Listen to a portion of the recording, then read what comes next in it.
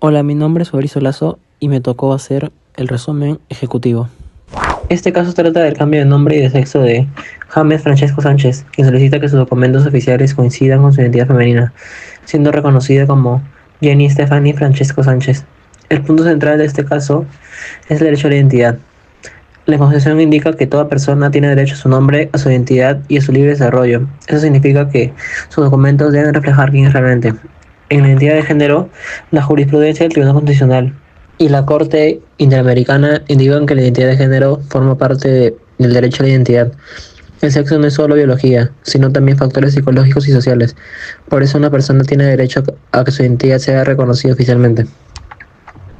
En la situación de la persona demandante, es que en este caso la persona demandante se identificó como mujer desde niña, sufrió discriminación, asumió una expresión femenina, vivió como mujer y en 1994 pasó por una cirugía de feminización. Aún así, sus documentos seguían diciendo sexo masculino, lo que le causaba más problemas y discriminación. En los medios probatorios se presentó informes médicos, psicológicos y fotografías que demuestran su identidad femenina y proceso de transición.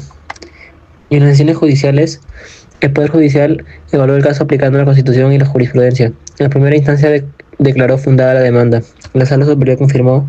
Finalmente, la Corte Suprema dejó firme esta decisión al declarar improcedente la casación de la RENIEC. Y el resultado fue que la RENIEC ordenó que se le reconozca oficialmente su nombre como Jenny Stephanie Francesco Sánchez y su sexo como femenino. Por otro lado, en el cuadro comparativo tenemos el concepto del sexo biológico, que se puede definir como las características físicas asignadas al nacer, pero en el caso figura como masculino, pero no representa su identidad. Y la identidad de género es la vivencia interna del género con el cual la persona se identifica, y en el caso se identifica como mujer desde la infancia como fundamento central. El sexo legal es el dato oficial en la partida de nacimiento y el DNI. Se puede rectificar judicialmente y en caso se modificó a femenino para que coincida con su identidad real. El nombre es el elemento esencial de identidad. El artículo 29 de la Constitución permite el cambio por motivos justificados.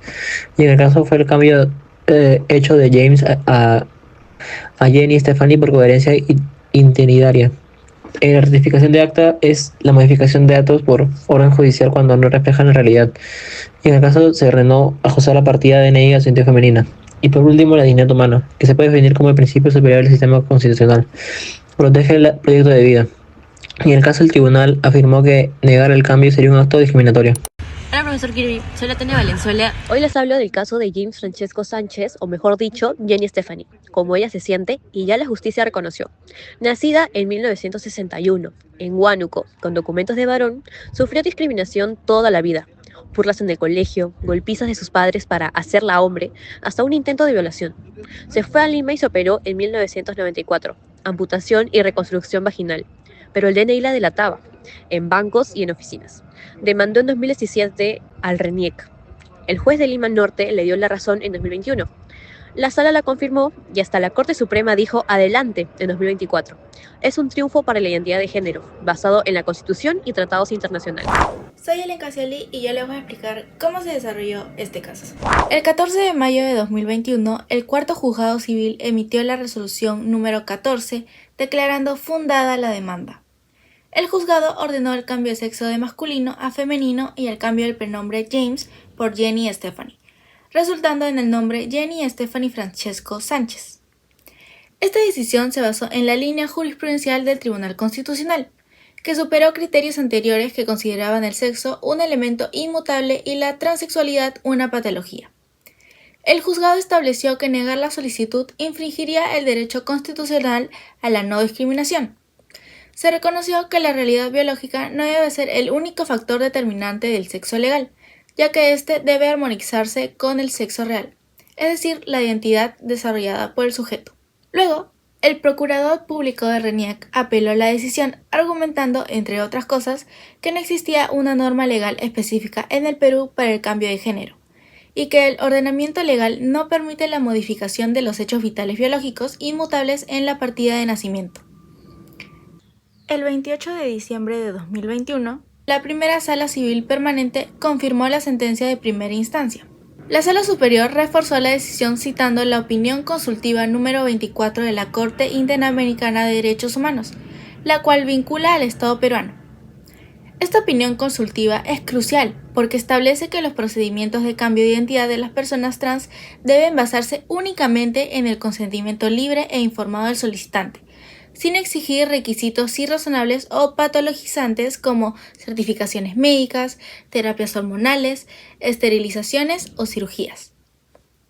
La sala concluyó que, si bien la normativa peruana no regula explícitamente el procedimiento, la Constitución contiene normas sobre dignidad e identidad, que deben aplicarse directamente.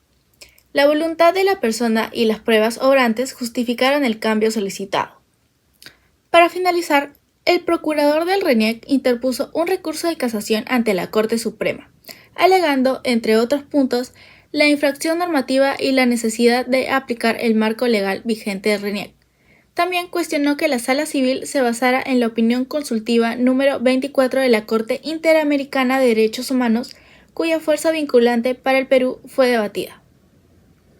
El 24 de abril de 2024, la Sala Civil Transitoria de la Corte Suprema declaró el recurso improcedente. La Corte Suprema determinó que la sentencia de vista se encontraba debidamente motivada al haber analizado adecuadamente los hechos, los cuales son la vida de discriminación, el cambio físico y la identificación de género, y el marco de derechos fundamentales. La Corte concluyó que los argumentos de RENIEC no cumplieron con los requisitos de la casación, que no permite revelar las pruebas y hechos ya establecidos. ¿Qué tal, profesor? Yo le voy a compartir con respecto al caso la jurisprudencia que se ha podido encontrar. Bueno, hay muchas jurisprudencias, le voy a presentar dos de importancia, uno nacional y el otro internacional. El primero es el expediente número 00140-2018, resuelto por el Tribunal Constitucional, ¿no? El tema fue la identidad, nombre y apellido con respecto a la protección de datos registrales. Eh, a posteriori, para el finiquito del caso, el TC y el Tribunal Constitucional señaló que el derecho a la identidad comprende nombre, apellido y filiación, por lo cual el Estado, en este caso bajo el ente administrativo con el nombre de RENIEC, tiene la obligación de asegurar correspondencia entre datos registrales y realidad biológica. Esta jurisprudencia es relevante ya que sustenta la obligación del RENIEC de rectificar la partida del menor cuando el juez así lo ordene. Y el segundo caso de jurisprudencia, esta vez es internacional, resuelto por la Corte Interamericana de Derechos Humanos, el caso Gelman versus Uruguay del año 2011. El tema fue el derecho a la identidad de menores, ¿no? La Corte Interamericana señaló que la identidad biológica y familiar forma parte del contenido esencial de la dignidad humana.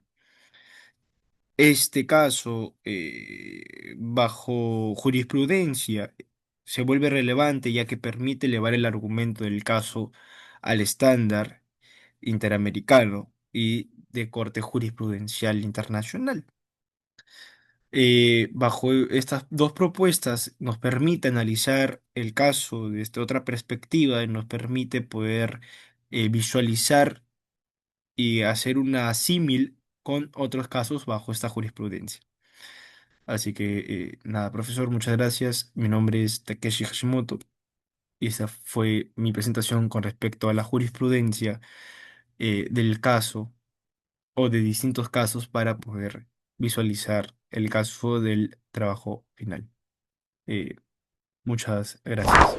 Buenos días, mi nombre es Guillermo Barriga Romero y yo estoy encargado de hacer las conclusiones. En conclusión, el caso Sánchez muestra cómo el derecho a la identidad en el Perú no es solo un dato registral, sino un elemento esencial de la dignidad humana.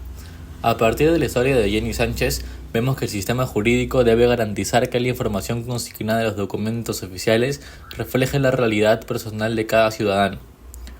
Mantener datos que no corresponden a la vivencia y a la identidad de una persona termina generando discriminación y vulnerando derechos fundamentales.